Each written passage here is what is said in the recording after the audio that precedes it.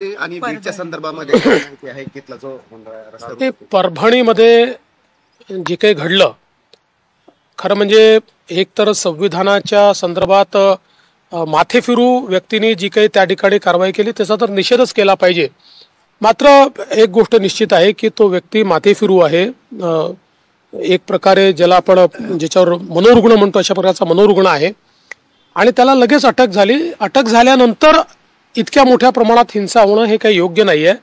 मला असं वाटतं की जे लोक भारताच्या संविधानाला मानतात आणि जे भारतरत्न डॉक्टर बाबासाहेब आंबेडकरांना मानतात अशा लोकांनी नेहमी संवैधानिक मार्ग पत्करले पाहिजेत आणि अटक झाल्यानंतर हिंसा करणं हे काही फार योग्य नाही आहे.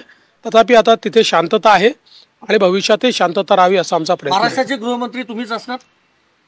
अरे बाबा थोडी वाट पहा ना, एवढी घाई काय करतो, सगळं सांगतो. चला बीडमध्ये देखील अशाच प्रकार. तर परभणीत माथेफिरूनं जे केलं ते निषेधार्ह आहे. माथेफिरूला अटक झाली आहे. अटकेनंतर अशी हिंसा योग्य नाही असं देवेंद्र फडणवीसांनी म्हटलंय. त्यासोबतच मंत्रिमंडळ विस्ताराचा फॉर्म्युला ठरलाय, लवकरच तो तुम्हाला कळेल असं देखील देवेंद्र फडणवीसांनी म्हटलंय. त्यांनी शरद पवारांना वाढदिवसाच्या शुभेच्छा देखील दिल्या आहेत. तर मंत्रिमंडळ विस्ताराचा फॉर्म्युला ठरलाय, लवकरच